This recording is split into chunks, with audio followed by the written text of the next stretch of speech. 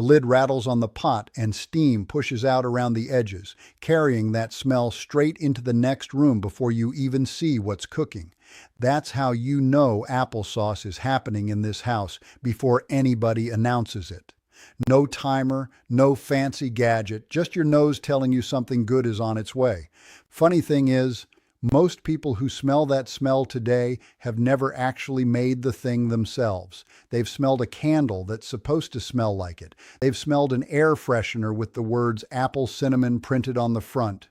But the real thing, cooked slow in a pot on your own stove, a whole lot of folks have never once made that with their own two hands. And that's a real shame, because there might not be an easier thing to cook in your whole kitchen. So let me ask you something before we even get started today. When was the last time your whole house smelled like apples cooking and not like a candle pretending to be apples cooking? I want to be fair here because there's a version of this going around online that gets a lot of attention. Some cooks like to peel and slice apples thin, then microwave them for a few minutes and call it applesauce. And I understand the appeal. It's fast, and if you're in a real hurry, it does technically work in a pinch. I won't pretend otherwise. But microwaved apples aren't the same as apples that have simmered low and slow on a stove for half an hour. The slow way lets the apples break down evenly, lets the flavors from the peel and the lemon and the cinnamon actually blend together instead of just getting hot fast. It's the difference between a meal and a shortcut. Both will fill you up. Only one of them tastes like something your grandmother would recognize. My name is Ruth, and I cook the way my mother and her mother before her cooked, out of a farmhouse kitchen with a wood stove standing right next to the electric one, because some jobs, my mother always said, are better done the old way. We keep an orchard out past the garden, 9 trees my grandfather planted before I was even born, and every September those trees hand us more apples than any family could eat before winter. My Uncle Amos is the one who taught me applesauce back when I was maybe 7 years old, standing at his elbow on an overturned crate because I was too short to see over the pot. He's past 70 now, and he still peels an apple faster than any knife I've ever bought at a store.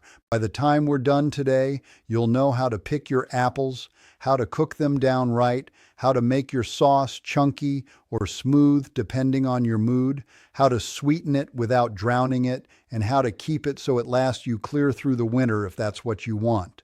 Before I get into the how of it, I'll say this once and only once. My family keeps a whole book of the old kitchen ways, more than any single video could ever hold. And if you want the longer version of things like this, you'll find it over at zookfarmkitchen.com. That's the only time I'll mention it.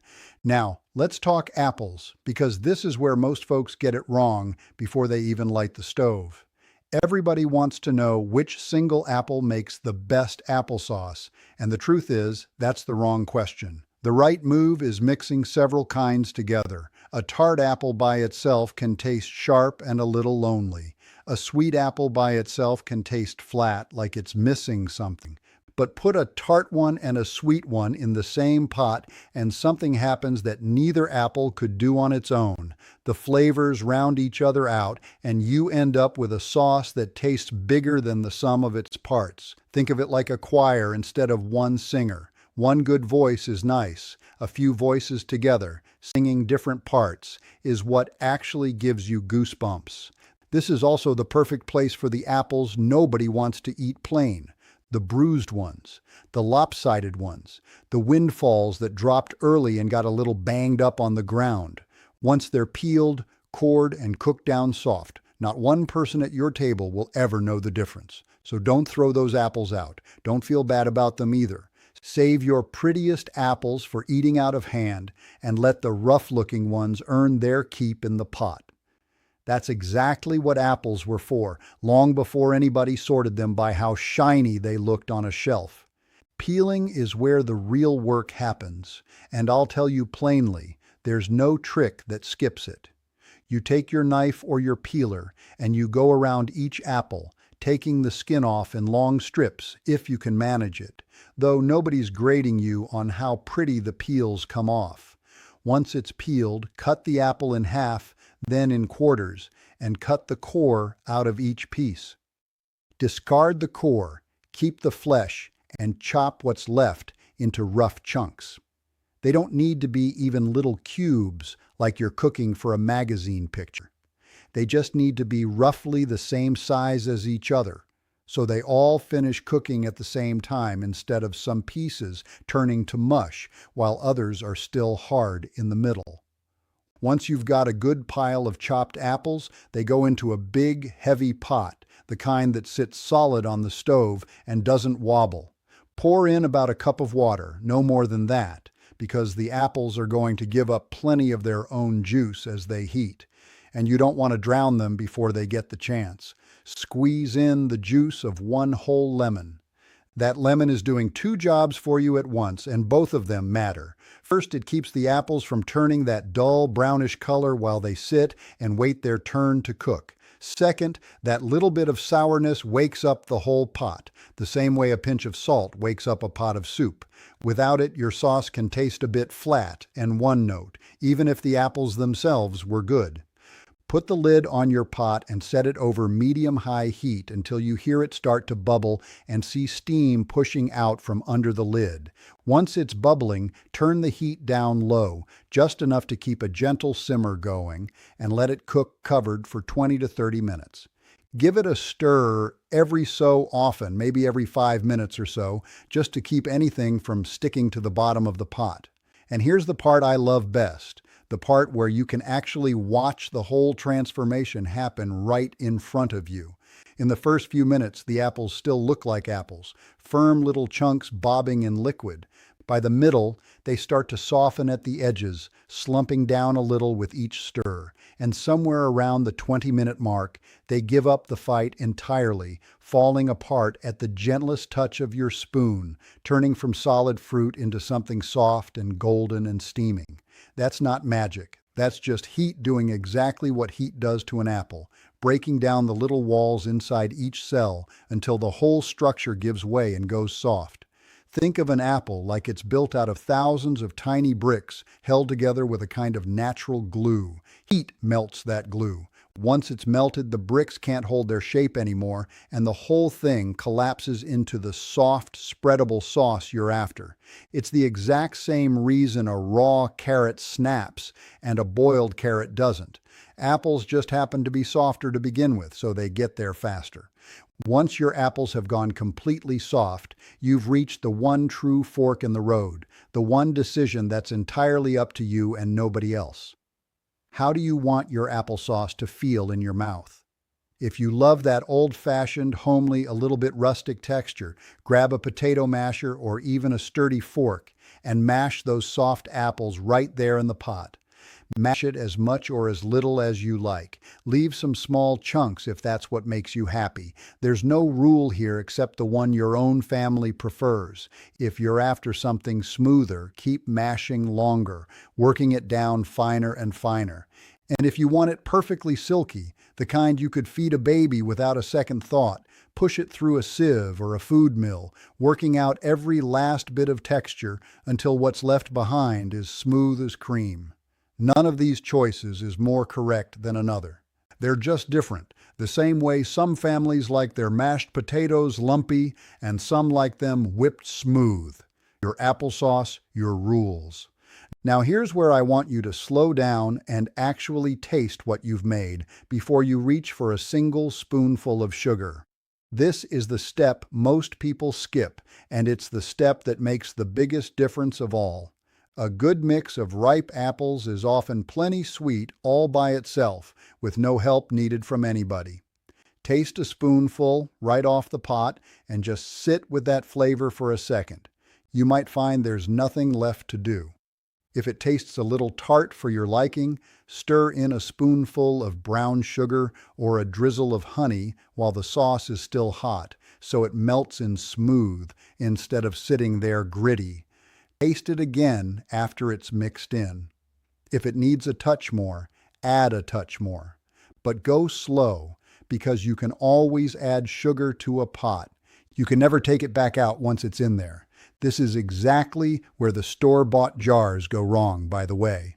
Most of them are sweetened heavily, not because the apples needed it, but because sugar is cheap and it covers up apples that weren't very good to begin with.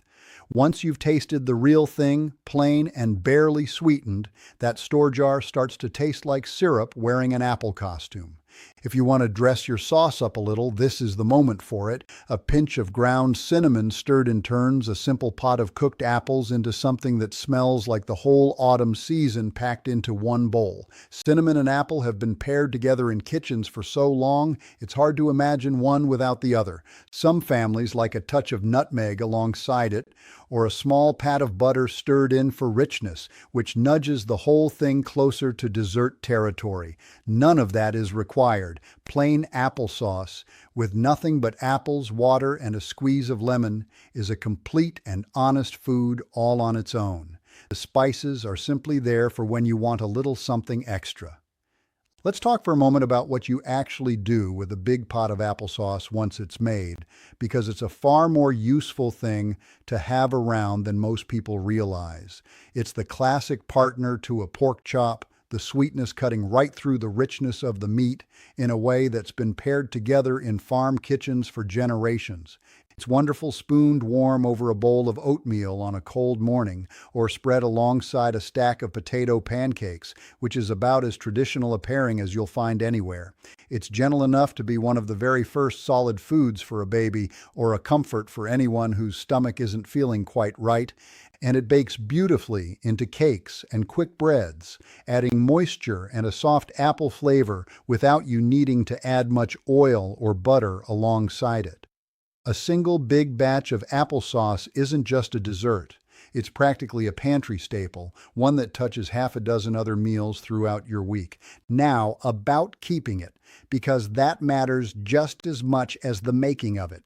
If you plan to eat your sauce within a week or two, the simplest thing in the world is to just spoon it into a covered container and set it in the refrigerator. No fuss, no special equipment, no trouble at all. If you'd like it to last longer, freezing works beautifully. Applesauce freezes well in jars or plastic containers, and it thaws out tasting nearly as good as the day you made it, which makes the freezer a wonderful option if you want to put up a bigger batch without taking on any canning at all. But if your goal is a full pantry shelf of jars that'll last you clear through the year without any refrigeration needed, that requires proper water bath canning, and I want to be honest with you about that rather than glossing over it. Applesauce is naturally a good candidate for this kind of canning, since apples and that added lemon juice make it acidic enough to process safely at home. But you do need to follow tested, proper canning instructions exactly as written, with the right jar sizes and the right processing times. I won't pretend that's something to guess your way through, because food safety isn't the place for guessing. If canning feels like more than you want to take on right now, there's no shame in sticking with the fridge and the freezer. Those two options alone will serve most families just fine, and you can always learn canning later when you're ready for it. Let's talk about what this actually costs you, because the numbers tell an honest story here. A 24-ounce jar of applesauce at most grocery stores runs somewhere around $4 to $5 these days, sometimes more depending on the brand. A 10-pound bag of apples bought in season or from a local orchard typically costs somewhere around $5 as well, sometimes a little less. And that 10-pound bag makes nearly a gallon of applesauce, which comes out to roughly 5 or 6 of those store-bought jars, all from the same $5 you'd have spent on just one jar at the store. Make this twice a month, and you're looking at savings that add up to real money by the end of the year, all while eating something with no added preservatives and no mystery ingredients you can't pronounce. And in terms of your time, the actual hands-on work here is maybe 15 minutes of peeling and chopping, followed by half an hour of the pot doing its own thing while you go fold laundry or answer a few emails. 45 minutes total, most of it unattended. That's a trade most people would take without a second thought once they realize it's on the table. Let me tell you the handful of things that can go wrong here, because applesauce, honestly, is about as forgiving as cooking gets, and knowing the fixes ahead of time takes all the worry out of it. If your sauce comes out thin and watery, you likely added a touch too much water at the start, or your apples were simply extra juicy this time around. Next batch, use a little less water, and if it happens anyway, just simmer the pot uncovered for a few extra minutes to let some of that liquid cook off. If it comes out thicker than you'd like, a small splash of water stirred in loosens it right back up. If you catch a scorched smell or a burnt taste, your heat was likely a touch too high, or it sat too long without a stir near the bottom of the pot. Keep the heat gentle and stir it now and then, especially once it starts to thicken up toward the end.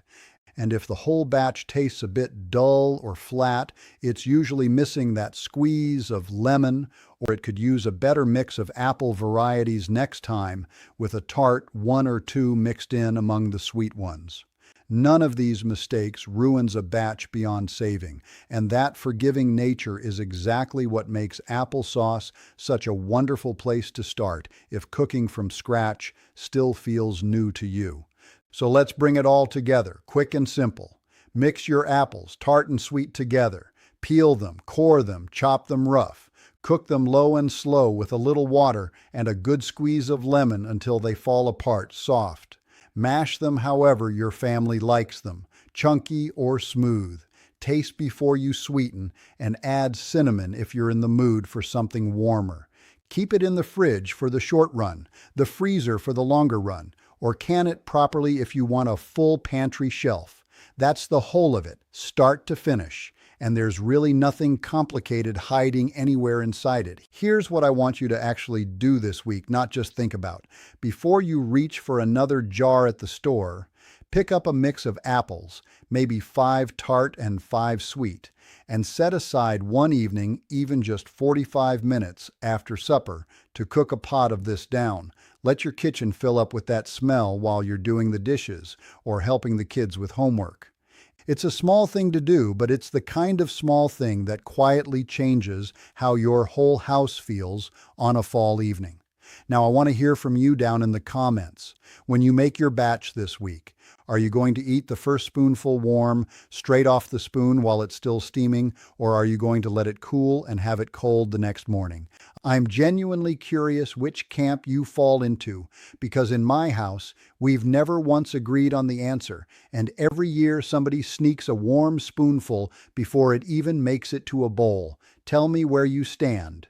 Next time, we're going to take this very same applesauce one step further, cooking it down long and slow over hours until it turns dark and thick and deeply spiced into apple butter, one of the true treasures of an old Pennsylvania Dutch kitchen.